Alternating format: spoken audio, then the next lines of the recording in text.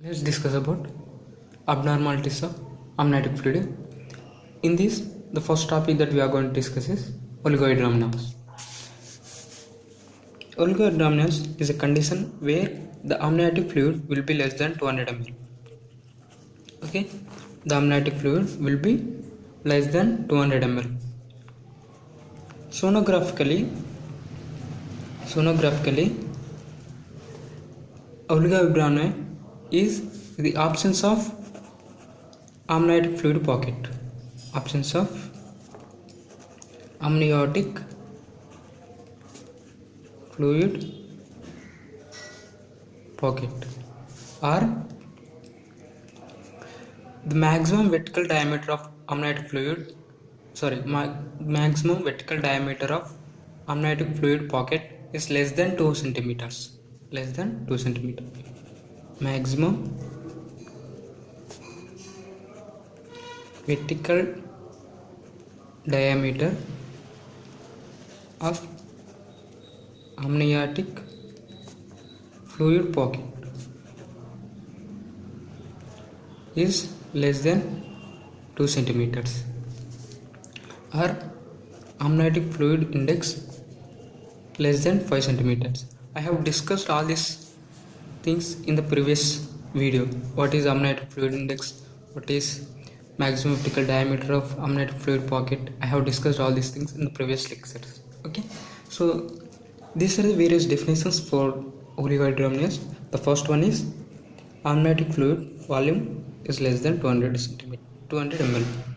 Okay, as all of us know, we cannot usually measure the amount of amniotic fluid, so we'll see through sonographically, and we'll see amniotic fluid pockets and their maximum vertical diameter, and also we'll see amniotic fluid index, and then we'll come to know whether there is oligohydramnios.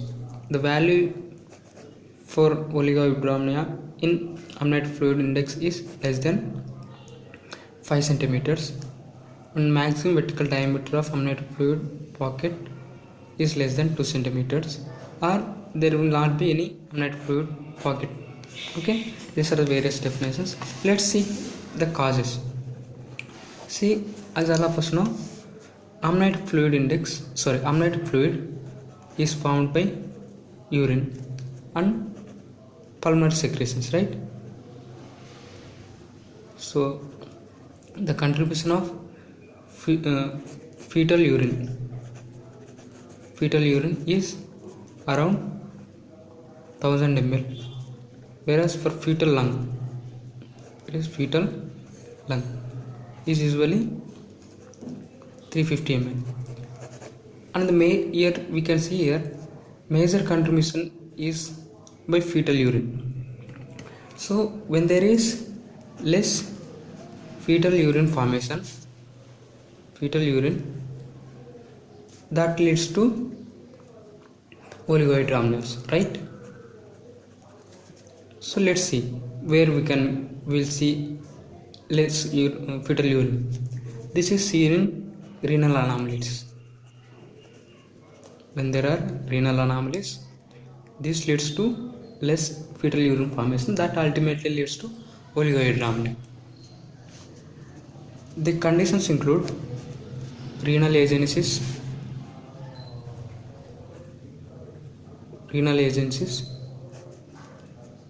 urethral obstruction,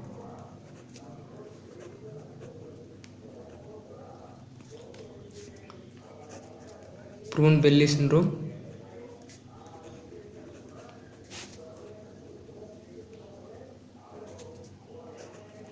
bilateral multicystic dysplastic kidneys,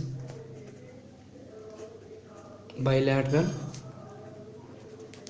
multicystic dysplastic kidneys. These are the various kidney conditions where we can see less fetal urine formation, that ultimately leads to oligohydramnios. And other causes include drugs like prostaglandin synthetase inhibitor, prostaglandin synthetase inhibitors like indomethacin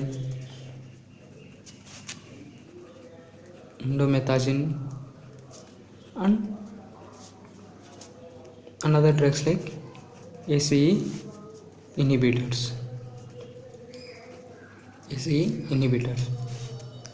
And other conditions include, even in intrauterine growth restriction, we can see oligohydramnion. And when there is leaking of amniotic fluid through amniocentesis or chorionic villus sampling. So when you do amniocentesis or when you take chorionic villi sampling, during these procedures, amniocentesis and chorionic villi sampling, there will be leakage of amniotic fluid, and that leads to oligohydramnion. Okay, and other conditions like postpartum pregnancy.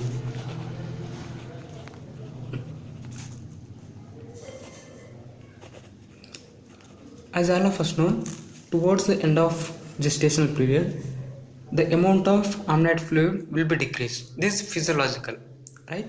So towards the end of gestational period, there will be decrease in amount of amniotic fluid, and if the gestational period extends behind 40 weeks, and there will be further reduction in amniotic fluid, that ultimately leads to oligohydramnion. And when there is premature rupture of membranes,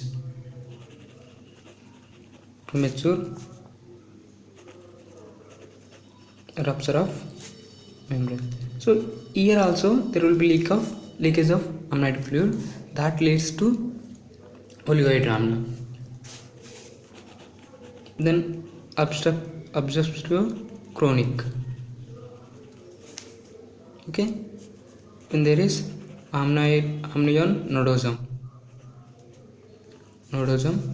and when there are chromosomal anomalies.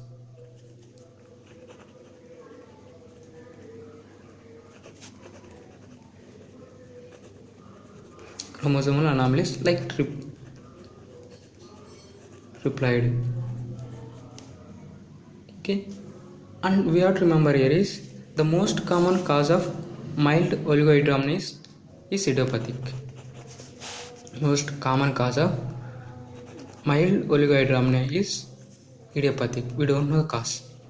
Okay, and most common cause of severe oligohydramnion is gross congenital anomalies.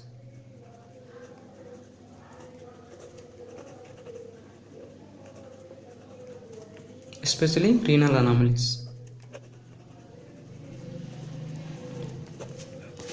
These are the causes. Let's see the complications of oligohydramnion. What happens when there is oligohydramnion? This can be divided into fetal complications and maternal complications. See, when there is reduced amount of amniotic fluid, there will be reduced space for the fetus to develop, right? There should be proper fetal movements in the amniotic fluid for the proper development of fetus. So in oligohydramnion, what happens is the space in which the baby or the fetus is present will be less, and that leads to congenital anomalies, right? So less space, that leads to congenital anomalies.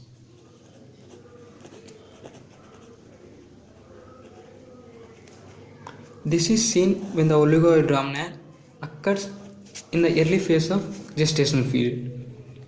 In the early gestational period, when the oligohydramnion is in the early phase of or early stage of gestational period, this leads to congenital anomalies.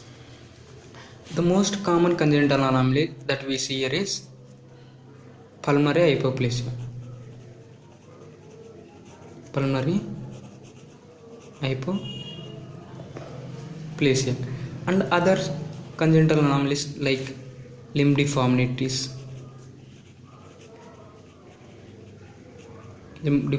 like Talipes, Porter's face.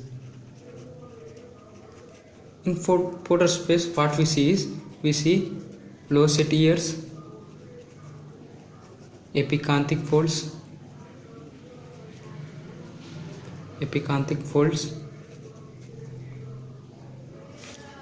These epicanthic folds will be receding mandible,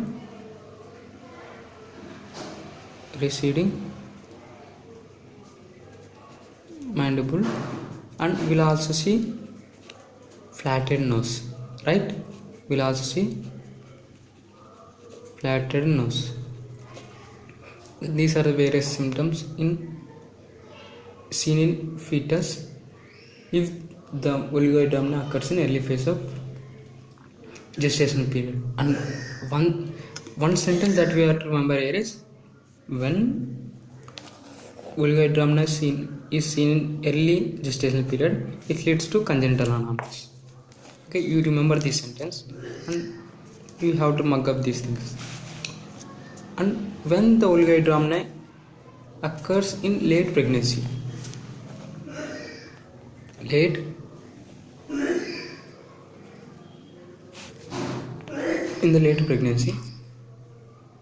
leads to cardiocompression, right? So as all of us know, as I told you, there will be less space in the uterus due to less amniotic fluid, and that will leads to cord compression. When the cord is compressed, it leads to fetal distress, right? And that ultimately leads to meconium aspiration syndrome. Meconium aspiration syndrome. Okay, these are the fetal complications. Let's see the maternal complication. There will be inertia of uterus due to oligohydramnion. Uterus will develop inertia. That leads to prolonged labor.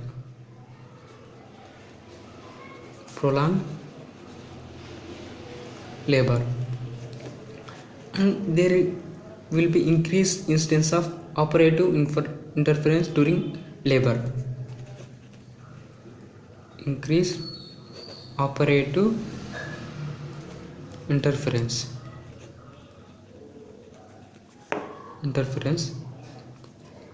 and there will be increased maternal morbidity.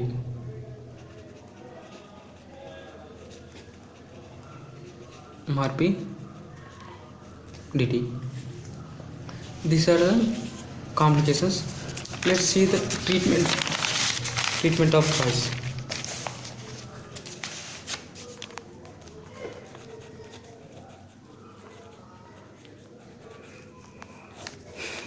See, there will be less amniotic fluid, right? So we have three options here, three ways to treat oligohydramnion.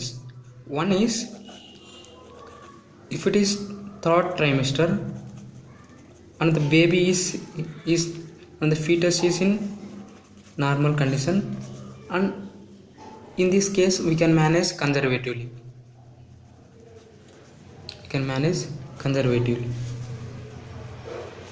Or we can give oral administration of water. We'll ask the women to take more water, or else there is one more option called amnioinfusion. Here what we do here is, we'll infuse normal saline into the uterus, into the gestation sac. Normal saline into gestational sac. Let's see the indications of this amnio infusion. The indications are when there is prolonged deceleration or fetal distress. When there is fetal distress and can be given as prophylaxis in prolonged rupture of fetal membranes. Prophylaxis for case of known oligohydramnios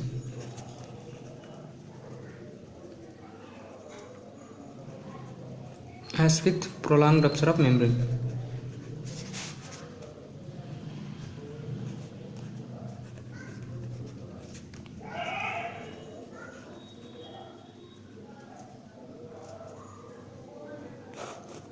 And when there is meconium aspiration or when there is meconium in the amniotic fluid, what we do is we'll try to dilute the meconium by infusing this normal saline. So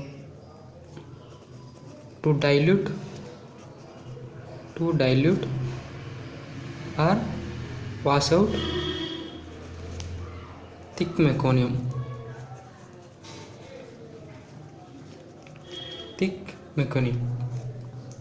And other indications include renal agenesis, premature rupture of membranes. Okay, these are the various indications. How we do? We'll infuse normal saline at temperature 37 degrees. We'll infuse 250 ml for 30 minutes.